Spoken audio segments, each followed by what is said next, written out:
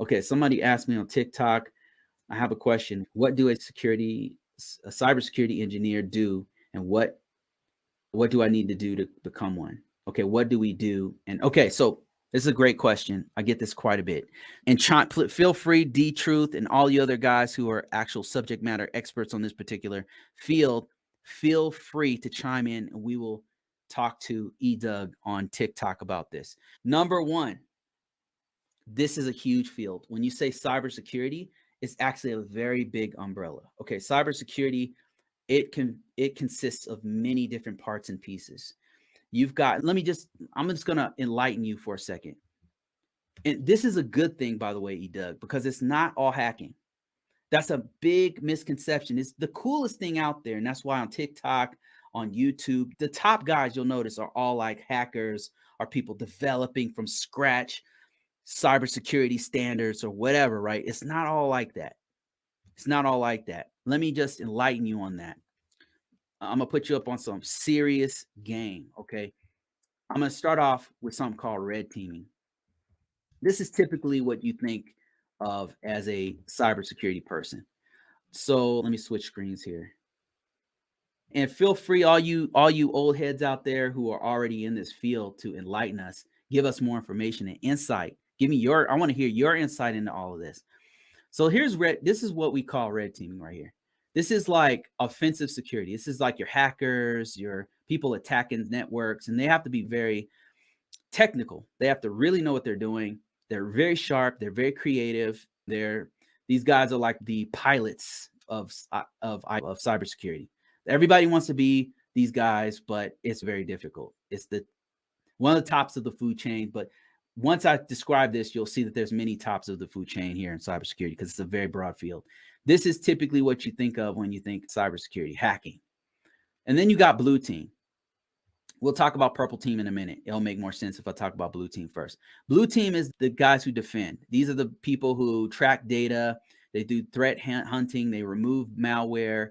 It's cybersecurity analyst work. People who are looking at the code in the matrix, looking at all of the data coming across the line, all that kind of stuff.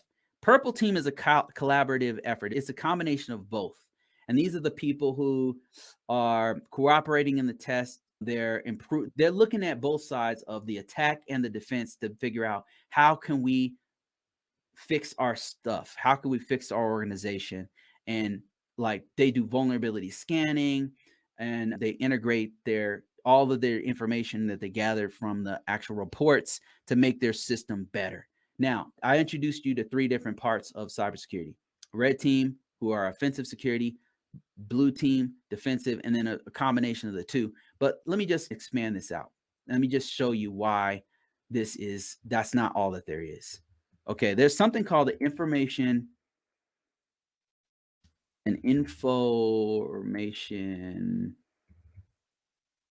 color wheel, information security wheel. Let me show you a little bit more. Okay, here's more. Oh man, let me see if I can get a good one here. Okay, here we go. Here we go. This is a pretty good example. I'm going to expand this. This is going to expand out even further as we go. Okay, you already talked about red team. We talked about blue team. So you have an idea of what those two is. It's attackers and defenders, and the purple team is a combination of the two. Well, you also have yellow team. Yellow team is people like code builders, right? And this is arbitrary stuff. I'm just trying to give you an example of different parts of the organization. You got orange team. These are people who tweak code based on the knowledge from the attacks. And then you've got green, people who are there are builders. They're in between yellow and blue. You see the kind of color scheme here? Yellow and blue makes green. So green is a combination of yellow. It's very creative, and I can't remember who actually came up with this first, but it's a very creative way to deal with this. So if you want to know who the orange team is orange and yellow make red, and yellow make orange. So they're a combination of these two. And then red and blue is a combination of purple. So you get the idea of it's a combination of these two. The point that I'm trying to make with this color wheel is that there's many different parts and pieces to this thing. Let me introduce you to another piece and part of this. White team. White team is governance, risk. This is risk, governance, risk, and compliance. that is the white team. These are the people who are setting up the attacks, gathering all the data. It's stuff that I do. It's security compliance. That is white team. Now, that is 4 or 5 different parts of cybersecurity that I just showed you. But let me show you a whole nother side of this. Let me see. If you're following along, if you go to a search engine, you type in NICE, NICE workforce security paths, you'll see a site that breaks down all the security paths. And I'll show you another one too. This one's pretty in depth. These are all the jobs in cybersecurity. There's so many. There's some that are purely IT where you do some security stuff. There's some that are in Intel. There's also people who have to know mathematics, scientists who do this kind of stuff. Let me see if I can find there's a really good breakdown of all this stuff that I'm trying to get to that's much simpler to read, in my opinion. This site right here has so much going on that I wrote an entire book about it that I'll be releasing within the next 30 to 60 days. Nice. Okay, here we go. I think this is it. This is it. Okay, let me show you this. So the government has broken this down into these 7 areas: analysts, cybersecurity that collects and operates, cybersecurity that investigates, operate and maintain, oversee, and govern. The point is there's 7 completely different categories of this, but I want to give you a bird's eye view of a few to show you how versatile and how expansive this is. I'll start off with analyst. So analyst is one of the ones if you've been listening to me, one of the ones I talk about quite a bit. Cybersecurity analyst. This specific one is for Intel. So Intel has a whole breakdown of cybersecurity people who only look at data for the purpose of breaking into hackers. Hacker information comes in and they got to figure out where this hacker comes from and all that kind of stuff. And they have to have people like linguists. So this is a language analyst. Now you might be thinking, what is this doing in cybersecurity? Yeah, good question. Because cybersecurity is much broader than you think. They need all parts and pieces of this whole puzzle to make any of this stuff work. It's not just hackers. So you need linguists sometimes because code is written in Russian. It's written in Cyrillic. It's written in Chinese. The code is written obviously in the programming language, Python or C or whatever, but the notes will be in some other language. Or there might be intel that's on the dark web that's written in another language, and they need a linguist to come in and interpret that. This linguist might have to know a little bit of something about cybersecurity. So if you happen to speak fluent Russian, if you happen to speak Chinese, if you happen to speak another language besides English, you might be able to go into this right here. And there's tons of cybersecurity jobs that require somebody who's bilingual. All right. Now let me show you a whole different one right here. This one you might have heard of. Investigate. This is like forensics, digital forensics, like CSI, right? You have a CSI version of cybersecurity. You might have heard of this one before because it's all over, but these guys work for law enforcement, counterintelligence. They can work for foreign law enforcement agencies. They can work for international law enforcement agencies, and they can work for the US government doing forensic stuff. And they do things like making sure, let's say you're in the crime division and you get a hard drive, and you've got to look into that hard drive to see what kinds of illegal activity was being done. And this hacker tried to delete their whole hard drive, but little did they know that you have a tool that can actually still retrieve the information that they tried to delete. That's where digital forensics comes in. So that's a whole nother aspect of cybersecurity. And then you have aspects of cybersecurity that aren't even that technical.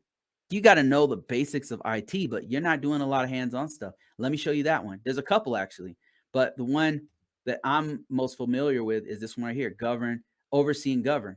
This is people who do cybersecurity management, and the jobs here are ComSec. ComSec guys don't really need to know a lot of technical stuff.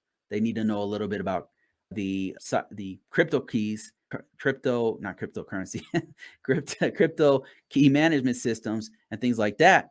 But if you happen to have been in the military, you might have had run-ins with crypto ComSec. And then another one's information system security manager work. This is on par with what I do, which is security compliance. Here, let me show you another one that's not very technical. A few actually. Here's another one, program managers. Program managers is not typically seen as part of cybersecurity, but guess what? We can't do our job without these people. This is a big field. This is a big field that nobody's really talking. I'm so surprised people don't talk about this, because let me show you something. If you go to Google and you type in program manager, let's see how much a program manager, this is going to shock you. Program managers, how much does this program manager make? These guys are not technical. Program management is not technical. It's not hands-on. You barely have to know any IT. I don't think you have to know any IT actually, because program managers do stuff for scientists and all kinds of stuff. But look at this. Look at the salary range on this. That's a program manager. So cybersecurity is not what you is not. You've been lied to. Is what I'm trying to say. Yes, you got your auditors. Yes, you got your hackers. Yes, you've got your red team people. But I'm saying, like, cybersecurity is a much bigger field than just hacking. So when you ask the question, how do I get into this?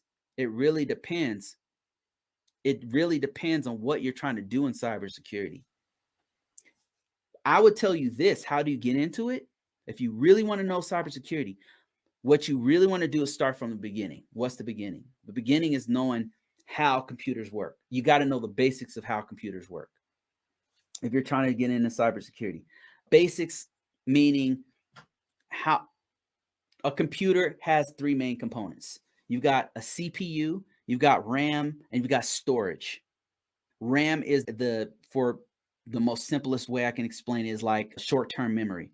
If you're trying to do a puzzle, you got to remember where that puzzle piece was, and you got to put that. And then you've got the brain of the computer, that's the CPU.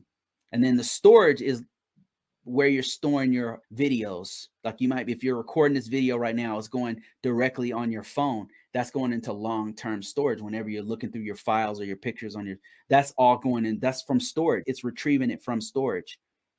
So those are the three components you really need to know. And let me show you a couple of resources that you can use to start off this kind of stuff, to actually know how computers work. And then it gets into a little bit of things like networking, cloud, and a little bit of security. But once you start to understand how computers work fundamentally, your phone that you happen to be watching me right now is a computer. Your laptop's a computer. The server that all of this data is going onto a cloud is a computer. All these are computers, but they only have three main components.